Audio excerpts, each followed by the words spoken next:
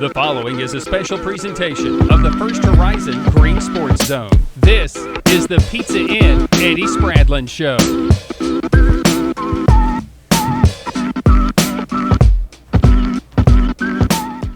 Welcome back to First Horizon's Greene Sports Zone, and welcome back to this week's edition of the Pizza Inn Eddie Spradlen Show, where we cover everything inside of beautiful Burley Stadium with the Greene Devils football team. We'll recap this past week's big 56-10 win over Knox Carter in the first round of the Class 4A playoffs and talk about who they have this week in White County in the second round. But as always, we need to go ahead and get a break in first. So stay tuned. We'll talk about those two right after this break here on First Horizon's Greene Sports Zone.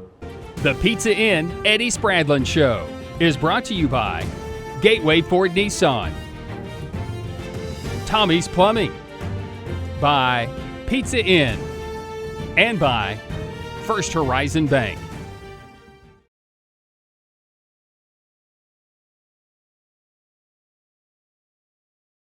Here's a twist on your typical banking options. What if instead of choosing between a big bank or a small bank, you had one bank that's the best of both? That's First Horizon. Big bank muscle with small bank hustle. Big bank convenience and small bank connection. When the best of big meets the best of small, you get it all. To help you on the road to your horizon. First Horizon Bank. Welcome back to First Horizon's Greene Sports Zone, and welcome back to this week's edition of the Pizza Inn Eddie Spradlen Show, where we cover everything inside of beautiful Burley Stadium with the Greene Devil football team. As always, joined here with Greene Devil head coach Eddie Spradlen. Coach, it's a little cold today. Yeah, a little snow. You're a little scared to get out there in the snow today, man. I was tempted to go out there. I've done hundreds of these. I've never done one in the snow.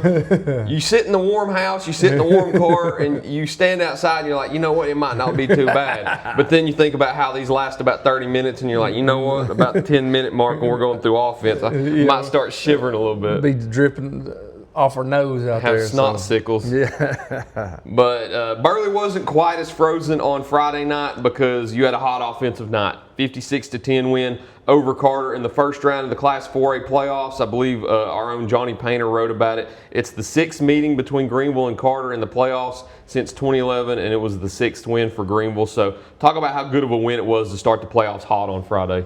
Yeah, you know, we really, like we talked about last week, you know, I knew it was going to be a challenge, what they had athletically, quarterback that could really spin it, but you challenge those guys in the week. You know, it's not a typical round one playoff game that they're used to the last, 4 years, so knew it was going to be, a tough opponent, and we really had a good week of practice, and I think that really propelled us into a good performance on Friday night. And it's a great first win because a lot of people probably wouldn't think what you said is true with the score being as lopsided as it was, but that's not your typical 4 seed in the playoffs and not your typical 6-4 team, because they're one possession away, flipping both of those games into being an 8-2 team outside of the Anderson County and Alcoa losses. So Carter, once again, a tough first-round opponent. How much do you think that helps you to start with such a talented opponent in the first round? Good, and I think it was a 28-21 in the third quarter with the Anderson County with Carter and Anderson County. So a tough opponent, but we were able to make some big plays to start the game off. And really play hard defensively and offensively and set the tempo, and really proud of our effort on Friday night. More of a balanced attack on offense again. I think you had about the same amount of total yards on offense as you did with Elizabethton, 462 total yards, 286 passing, and then 176 rushing. Cool little stat, you had 17 yards per play in the first half. A lot of those stats, of course, came in the first half. So you started off hot, never cooled off. What was working well from start to halftime? One thing, I think we were controlling the line of scrimmage. We talked about that. For us to keep winning games, we got to win up front, really on both sides of the ball, but really our offense. We've got a big offensive line, one of the bigger ones we've had in a while, and we're winning the line of scrimmage, which is big for our offense. Going in the game, right now we've got 4 guys that we're going to let run the football.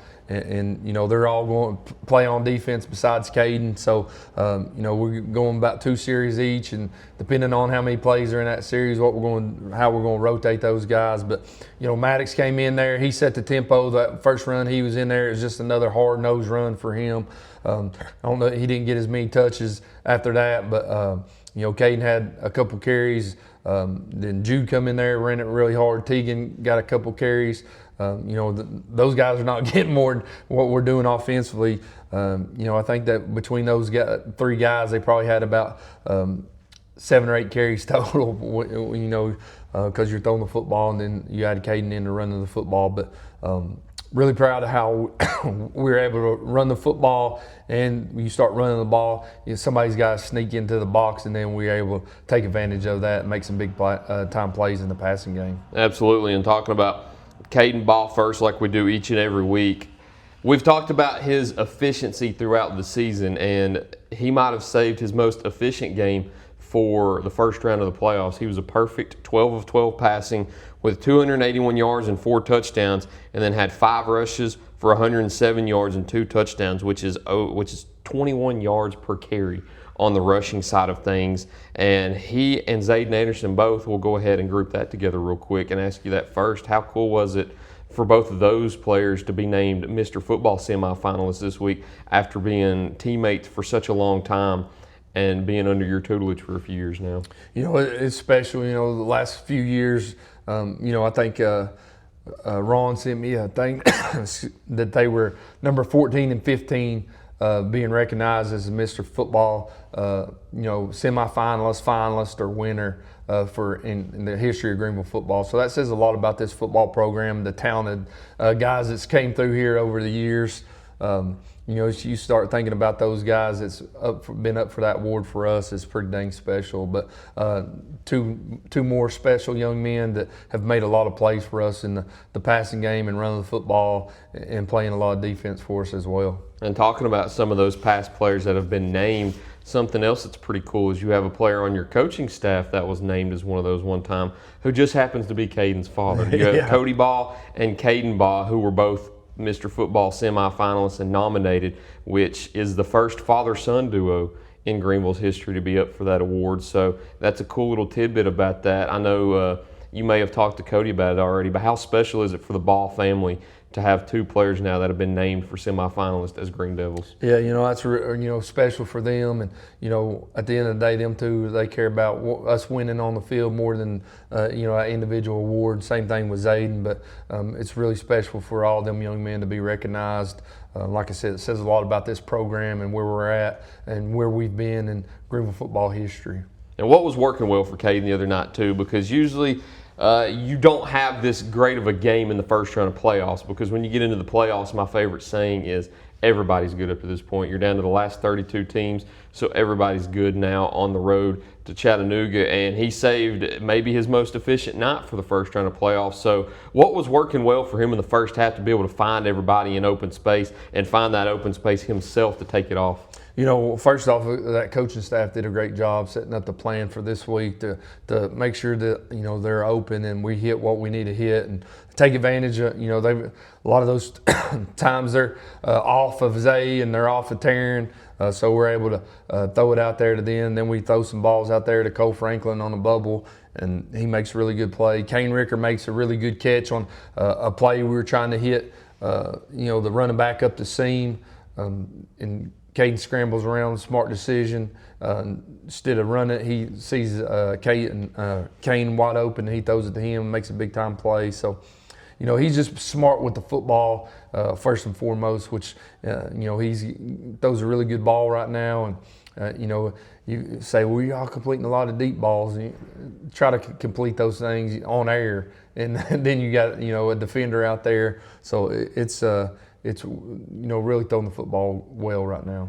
And he had an explosive play in the running department. He had an 80-yard rushing touchdown and then had a shorter 8-yard rushing touchdown. But you had a lot of big plays the other night. Zayden had a big 84-yard receiving touchdown. Cole also had an 84-yard receiving touchdown. Going through the three-headed monster out there between Zayden Anderson, Taryn Clarity, and Cole Franklin, you had Zayden that had 4 receptions, 135 yards, and 2 touchdowns. Taryn, 3 receptions, 28 yards, and a touchdown. Then Cole Franklin, 3 receptions, 101 yards, which I think might be a career high for him in a single game, and then a touchdown. So you had those three out there that delivered in the first round of the playoffs. How special was that to have all three of those give you such big moments? Yeah, it says a lot about the hard work that those young men are putting in.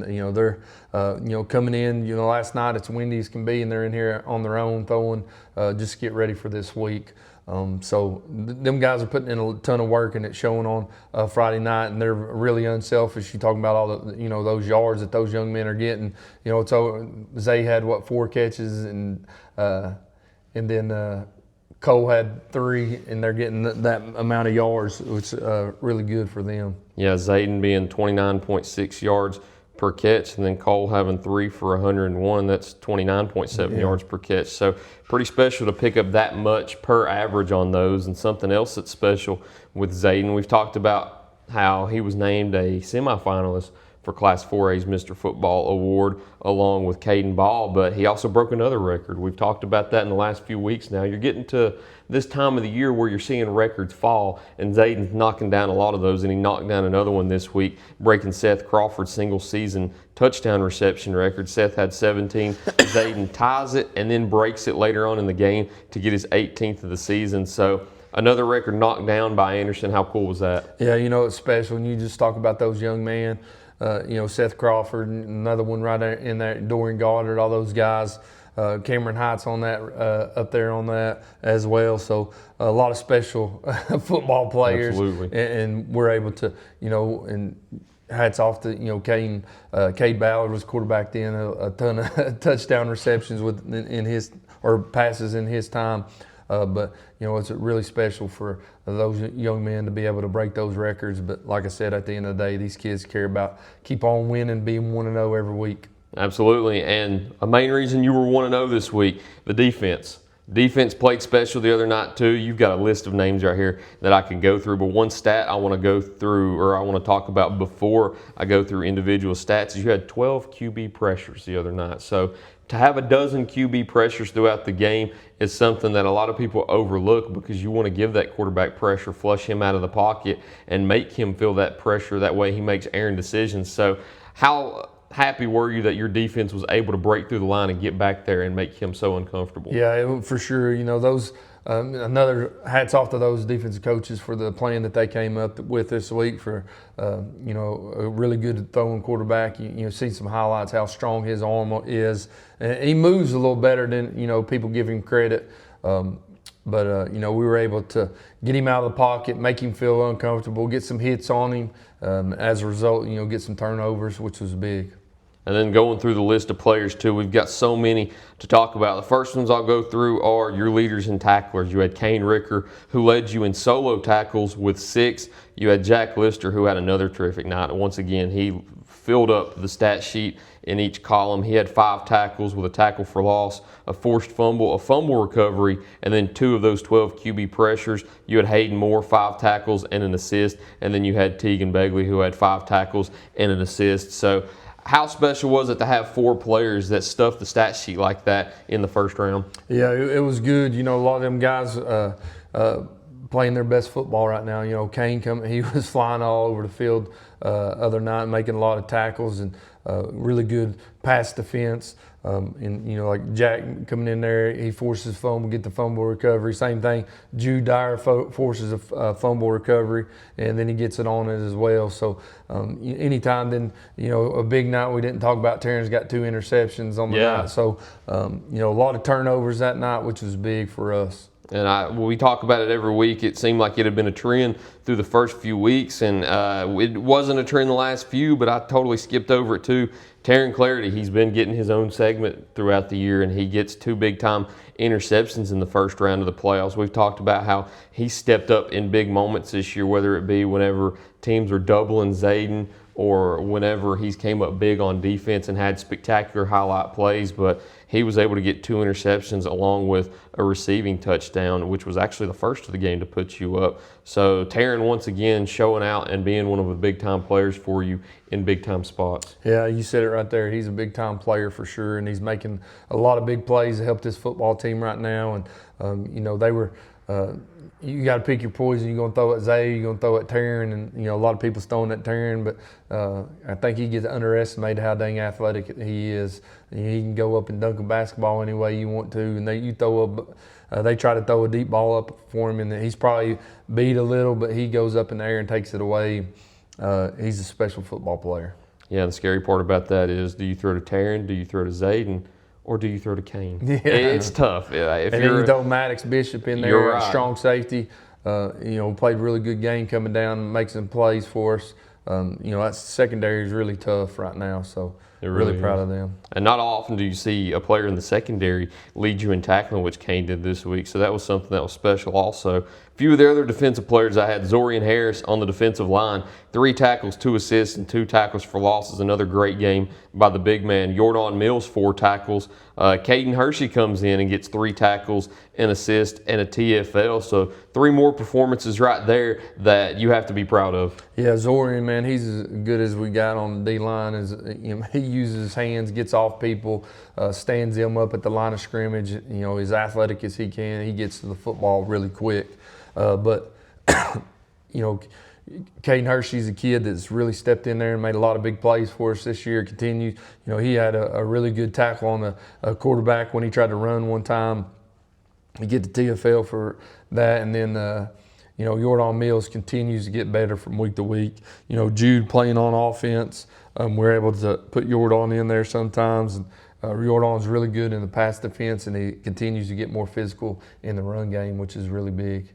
And then the last 2 things that I'll touch on is I skipped over them to go to defense, but you had 2 more scoring plays that we didn't mention. You had Jude Dyer with a little 1-yard rushing touchdown. He had 5 rushes for 25 yards in that touchdown. And then Parker Quillen steps in the second half with a 4-yard rushing touchdown. So speak about those 2 touchdown plays that I personally skipped over. Jude ran the ball really hard, a couple of series, and that one series he forces early in the game, he forces a fumble recovery, then he gets on it, and we're like, well, get your butt in there and go put it in the end zone and let him run the football. But man, he runs the dang thing hard. He's got a lot of speed.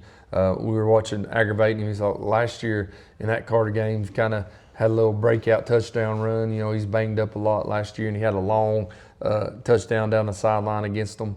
But he continues to play good. And in that second half, we're up 49-0. We didn't put any starters in that second half. We really proud of those guys, especially those young defensive guys. We're able to come in there and hold them to 10 points in the second half. And we had an opportunity. We had an interception that kind of I felt like went our way, but then he's on the ground and got it taken from him. But we really could have held them to maybe 3 points in that second half. But really proud of that effort by those young guys. And offensively, we were let Dion run the football really well. Then we got down there and we were able to put Parker in there, and he ran the ball hard and ran somebody over on the goal line to get in there for a touchdown.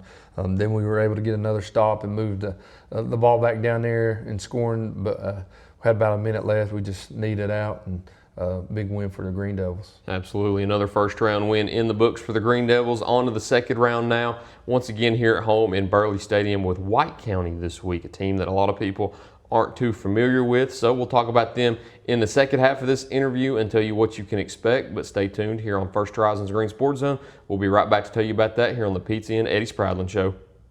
Here's a twist on your typical banking options. What if instead of choosing between a big bank or a small bank, you had one bank that's the best of both? That's First Horizon. Big bank muscle with small bank hustle. Big bank convenience and small bank connection. When the best of big meets the best of small, you get it all.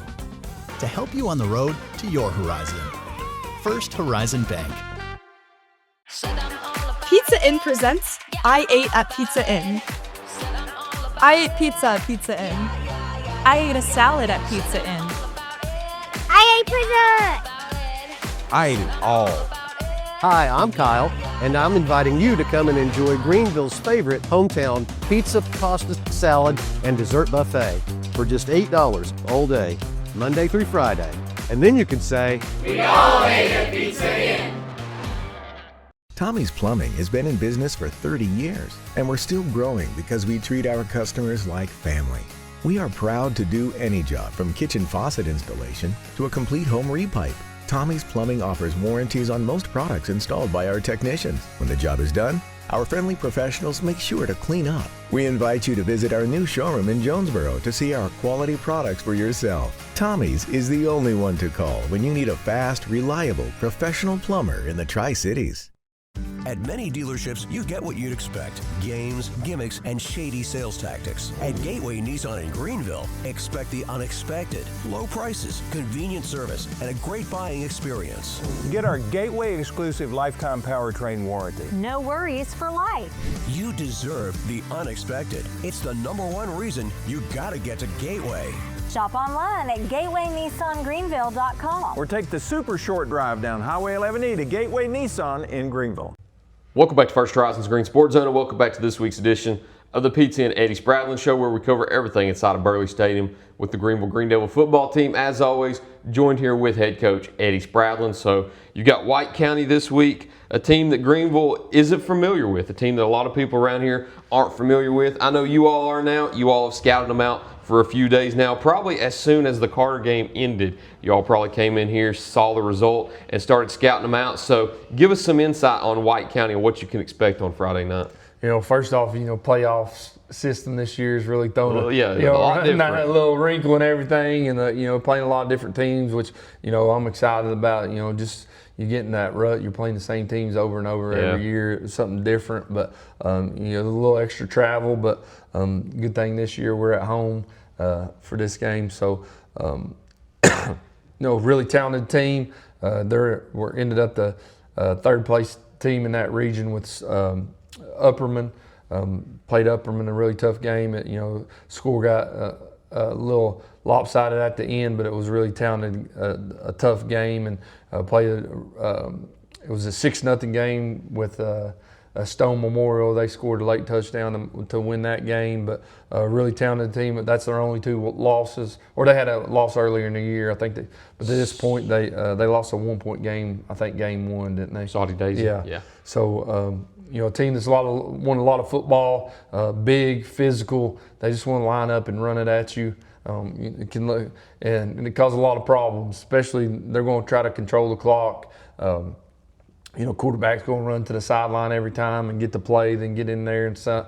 They're going to put got a big running back that runs it hard. They're going to put one of their best offensive linemen.